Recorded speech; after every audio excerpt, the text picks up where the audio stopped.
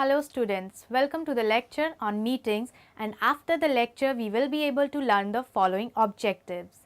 Explain the definition of meeting, define the kinds of meeting, explain the meeting objectives, discuss the advantages and disadvantages of meeting, describe meeting agenda and meeting planning, explain about meeting preparation, understand the meeting participants' roles and responsibilities, discuss the conducting the effective meeting.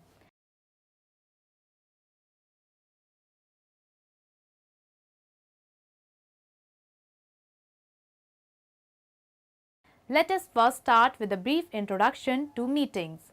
Meetings are a primary process for organizational life. In fact, for many people, attending meetings is what they do during most of the time they spend in the organizational setting. So, it is essential that time spent in meetings be productive if we are to achieve effective individual and organizational performance. It has been developed to help us think carefully about the meetings attend and perhaps lead. A business meeting is all about the exchange of ideas, whether it is a sale pitch or a development meeting with staff, and nothing's more essential to swapping ideas with colleagues than strong communication skills. Communicating in a meeting is not the same as one-on-one communication.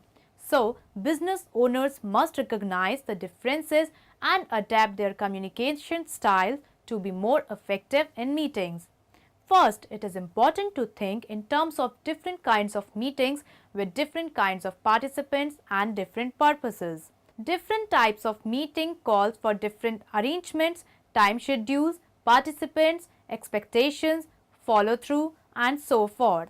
Some different types of meetings that organization leaders put together include these: quick business meetings, just to check in, coordinate, share info, prepare for next steps, anticipate customer or employee needs, answer questions for each other, etc.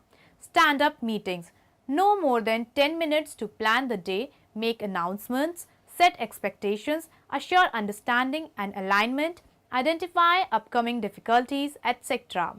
Business meetings with customers, clients, colleagues, etc. often require presentations. Staff meetings to clear calendars, coordinate unit activities, share info, etc. Management team meetings to solve problems, make decisions, set policy, etc. Interdepartmental meetings to get input, interpret decisions and policies, share info, etc. Coordinating meetings to assure all know what is happening, when and who is responsible. Board meetings to report results, set policies and directions, scan for needed changes, etc. Team building meetings to communicate together, resolve conflicts, share impressions and feelings, gain alignment and commitment to goals, strengthen relationship, clear out debris from disputes, develop or deepen interpersonal trust, etc. Project team meetings to define results, methods, schedules, responsibilities, policies, etc. Creative product development meetings to define new markets, create new products, etc. Community meetings to interpret decisions, get input, build relationships, gain trust, etc. Conferences and retreats to share information, work through strategies and tactics, involve people, set long-range directions, work in subgroups as well as in total group, etc. Second, when planning different types of meeting, the three key questions must be clarified. Who will participate? The people in the room are the most powerful influence on what happens in a meeting. Each person brings resources, ideas, connections, biases and an agenda, sometimes overt, sometimes hidden. We need to think about all those factors will interact during the meeting and what the impact of those interactions will be on the other participants and on the meeting itself.